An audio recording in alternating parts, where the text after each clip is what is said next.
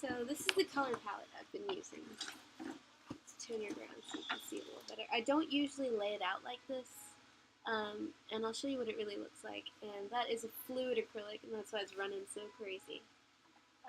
And I squeezed the bottle too hard, that's why there's so much of it on there. So basically I use blues. I prefer the cyan range of blues, so something with a little more green in there.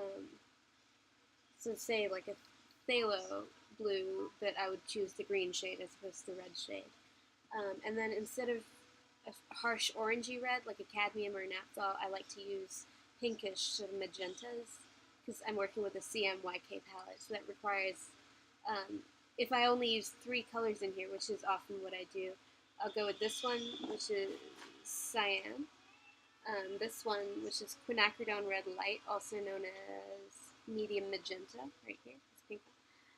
And then yellow, I like to use really bright yellows. This one, my favorite is this nickel Titan yellow right here. It's really chalky looking, but not quite as chalky as, say, a Naples yellow.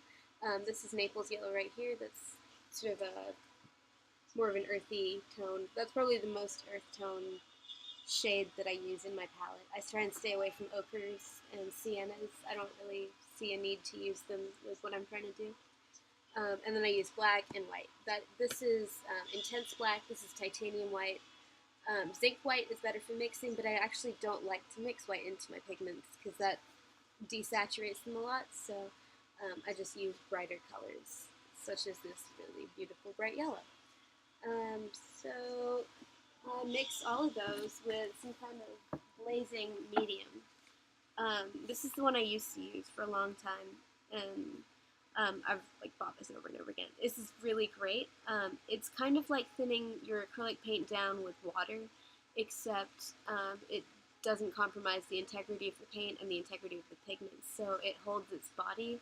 It does become more liquid, but you won't see it running everywhere, and it's much easier to get a smooth glaze of a very small amount of pigment with this. So this just basically makes your paint more translucent, and it dries more slowly, which increases the working time and brings it closer to oils. I hate oils, so this is my compromise, basically.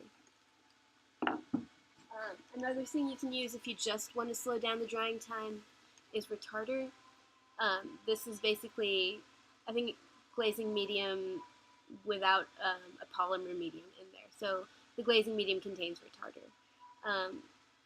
I've found that if I use too much of this, it will just really make my paint run in an oily way, which is kind of weird, but sometimes I like that effect, so I will still use this for that. My favorite product right now, I'm so in love with this.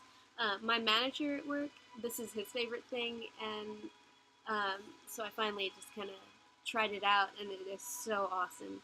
I'm going to use this for a couple of things. I use it as a varnish coat, so I put it on pretty thick, and it just makes the surface of your paint sealed and protected and really shiny. Another thing I do is I mix it into my paint as a glazing medium. So I use it for the same thing as that acrylic glazing fluid I just showed you, except I like that it's more watery than that. It makes it even more translucent. And this is just my favorite product right now. If I could marry an art product, it would be this one. So that's basically it. Oh yeah, and brushes. I don't really buy fancy brushes. I misuse them a lot. These are actually like all the good brushes I have left, I think. Because I have a tendency to forget that I used the brush and then just to leave it lying somewhere with paint on it, and then it's dead.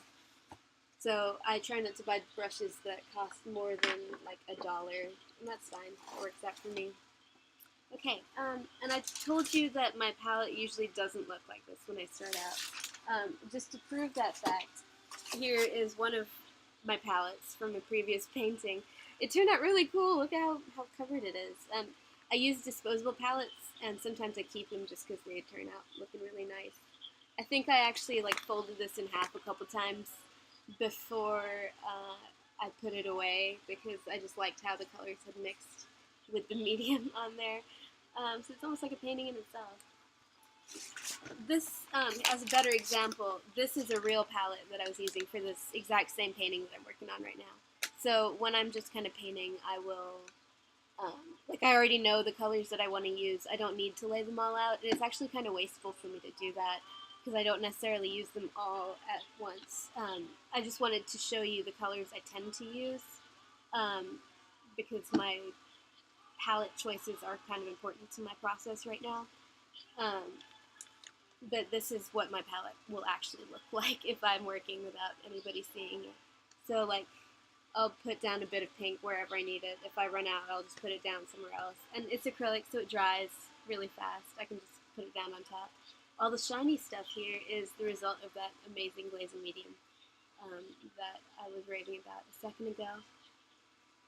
So yeah, that's my real palette.